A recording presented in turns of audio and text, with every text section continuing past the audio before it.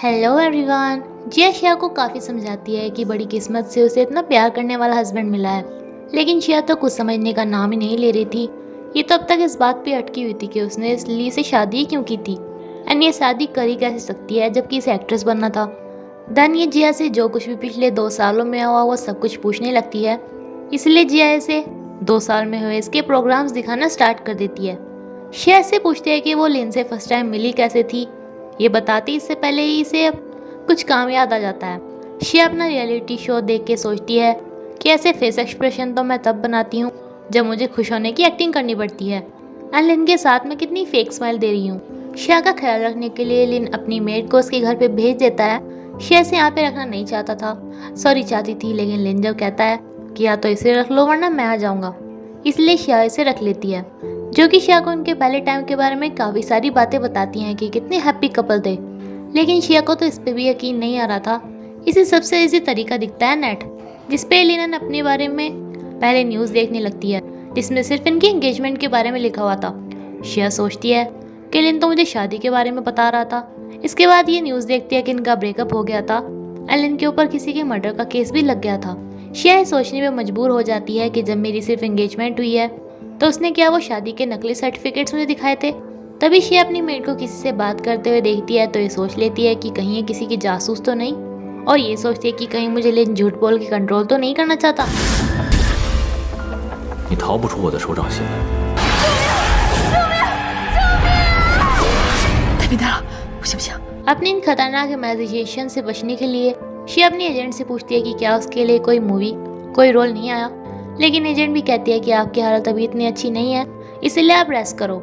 शिया marriage certificate चुराने के लिए लिन के ऑफिस में ही पहुंच जाती है। देन सोचती है कि क्यों ना मैं डायरेक्टली इससे मांग लूं। 你这结婚证呢？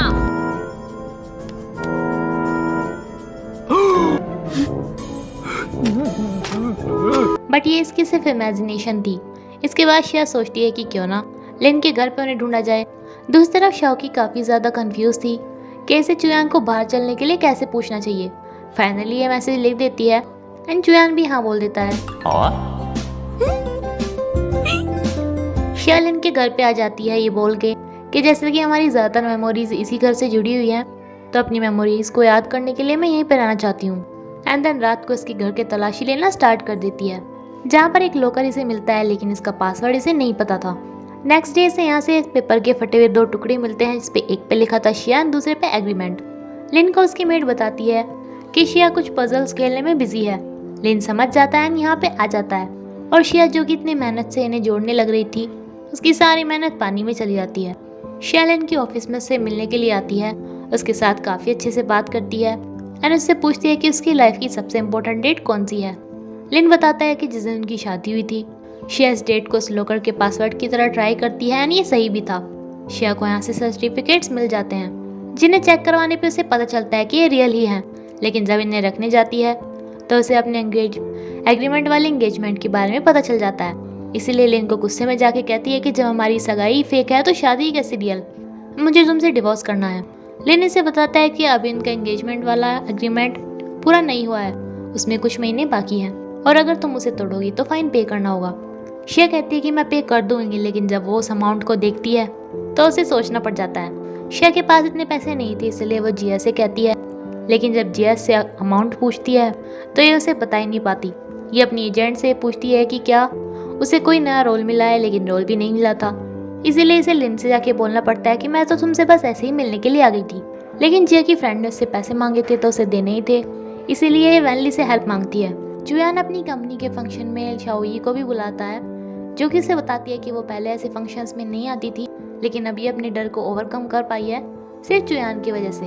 तभी यहाँ से कुछ लड़के गुजर रहे होते हैं, लेकिन जुयान इसे बचा लेता है क्योंकि लड़कों से इसे थोड़ी एलर्जी होती है, बट जुयान से नहीं।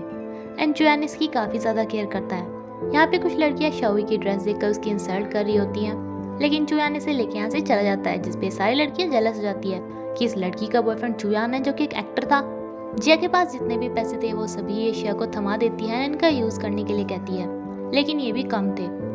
लेकिन शिया से बता देती है कि अब वैसा कुछ भी नहीं सोच रही है, सिर्फ एक एग्रीमेंट को ख़त्म करने के लिए वो जिया के सारे पैसे थोड़ा ना यूज़ कर लेगी जो कि उसने इतनी मेहनत से कमाए हैं। अब जैसे कि वैनली को बताया था तो वो भी इसे अपने सारे बैंक अकाउंट्स, अपने सारे पैसे थमा देता है। जिया से बताती है कि मैं तो सिर्फ शिया की हेल्प करना चाहती थी, तुमने तो कुछ ज़्यादा ही सीरियस ले लिया। लेकिन वैनली इसे कहता है कि ये सारे पैसे तुम्हारे ही हैं, मैं तुम्हें बहुत ज़्यादा प्यार करता हूँ एंड मैं हम दोनों के फ्यूचर को लेके काफ़ी ज़्यादा सीरियस हूँ। अब ये सुन के तो जिया सोने का बहाना करके यहाँ से निकल लेती है एंड वैनली के बोलने पे भी दरवाज़ा नहीं खोलती। शिया को इतनी सारी परेशान देख के लिन से कहता है कि ठीक है, अगर तुम कॉन्ट्रैक्ट तोड़ना चाहती हो तो यही सही, लेकिन तुम्हें मेरी कभी 3 बात माननी पड़ेगी। जिसपे से फर्स्ट में शिया को उसी जगह पे लेके जाता है जहाँ पे कुछ टाइम पहले भी आए थे, जिससे कि शायद इसकी मेमोरी वापस आ जाए। यहाँ का नज़ारा शिया को काफ़ी ज़्यादा अच्छा लगता है एंड ये सब दिखाने के बहाने से लिन से किस कर लेता है। देन नेक्स्ट सीन में हम देखते हैं कि लिन शिया को उसी जगह पे लेके आया जहाँ पे उसने शादी के लिए उसे प्रपोज किया था। शिया लिन के एफर्ट्स देख के काफ़ी ज़्यादा सैड तो होती है कि वो इतनी ज़्यादा मेहनत कर रहा है लेकिन इसकी याददाश्त वापस नहीं आ रही थी एंड इसे सॉरी बोलना पड़ता है। देन लिन इसे यहाँ पे लेके आता है एंड जो कुछ भी उस दिन हुआ था वो सारी बातें इसे रिपीट करके बताने लगता है, वो भी पूरी एक्टिंग के साथ ही कैसे इनकी पिटाई हुई। एंड इतनी मेहनत के बाद तो शिया को काफ़ी कुछ याद आ ही जाता है एंड वो इसे देख देख के रोने लगती है कि कितनी ज़्यादा मेहनत कर रहा है। जिसके बाद ही लिन से कहती है कि मुझे थोड़ा थोड़ा याद आ गया। लिन कहता है कि क्या तुम्हें याद है इसके बाद हम कहाँ गए थे, लेकिन शिया को ये नहीं याद था। लिन इसे वहाँ पे भी ले जाना चाहता था लेकिन शिया तो बोल ही देती है कि मुझे तुम पे ट्रस्ट है, ऐसा ही हुआ होगा, क्योंकि उसके बाद शिया से लिन को लेके शादी के सर्टिफिकेट्स लेने गई थी। यानी कि शिया और लिन दोबारा से एक साथ हो गए थे। इसके बाद एक इंटरव्यू का सीन दिखाया जाता है जहाँ पे इनसे पूछा जाता है कि शादी कब करेंगे। लिन तो कहता भी है कि इसे पहले मूवी करनी है, लेकिन शिया से बताती है कि वो प्रेग्नेंट है और लिन को तो इस बात पे यकीन ही नहीं हो रहा था। 不是吧？是我想的那样吗？真的假的？我要当爸爸了！不是，你得告诉我。 जिया के पास एक नॉवल भेजा जाता है जिसकी स्टोरी से उसे एक मूवी की स्क्रिप्ट लिखनी थी एंड इस नॉवल की स्टोरी बिल्कुल जिया एंड वैनली की स्टोरी जैसी थी, बिल्कुल सेम। वैनली अब्रॉड जा रहा था ये सब सोच के कि उसके प्रपोजल के बाद जिया ने उसे कोई भी जवाब नहीं दिया। जिया नॉवल भेजने वाले से पूछती है कि इसका राइटर कौन है, लेकिन इसके बारे में से कुछ भी पता नहीं चल पाता। जिया वैनली को कॉल लगाती है जो कि उसकी कॉल रिसीव नहीं कर रहा था एंड लिन से पूछने पे से पता चलता है कि उसने रिजाइन कर दिया है एंड वो अब्रॉड जा रहा है। जिया नोटिस करती है कि इस स्टोरी का कैरेक्टर भी अब्रॉड ही जा रहा है, इसीलिए जिया भी बिल्कुल अभी के टिकटें बुक करके वहीं पे चली जाती है। जुआन लिन से कहता है कि तुम्हारी शादी की सारी फोटोग्राफ्स मैं अपनी कंपनी की तरफ से करवाऊंगा। देन इनकी फोटोग्राफ्स होती हैं एंड शादी वाले दिन जिया भी यहाँ पे आ जाती है, जो कि शिया से पूछती है कि ये शॉटगन मैरिज है ना, लेकिन शिया कहती है कि मेरी प्रेगनेंसी से पहले हमने शादी कर ली थी। शाओई के यहाँ पे पहुँचने पर जिया से पूछने लगती है कि तुमने चुयान का दिल कैसे चुराया। ये तो थोड़ा शर्मा जाती है एंड शिया जिया को जल्दी से तैयार होने के लिए भेज देती है। वैनली भी यहाँ पे वापस आ जाता है, लेकिन लिन जब शिया को देखता है तो इन्हें दूर फेंक के मारता है। शादी में लिन तो शिया को देने वाली रिंग ही भूल गया था, लेकिन इनका डॉगी उसे ले आता है।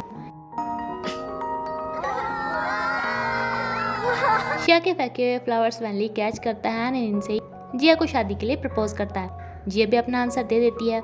शाओई चुयान को बताती है कि वो उसकी लाइफ में सबसे ज़्यादा इंपॉर्टेंट है। देन चुयान भी इसे किस करता है। कुछ सालों बाद का सीन दिखाया जाता है जहाँ पे शिया को बेस्ट एक्ट्रेस का अवार्ड मिलता है। लिन भी इससे काफ़ी ज़्यादा खुश होता है एंड इनका ये बेबी भी बड़ा हो गया था, लेकिन अब इन दोनों को अपने रोमांस करने में इससे दिक्कत होती थी। एंड इसी के साथ एपिसोड यहीं पे खत्म होता है फ्रेंड्स। Thank you.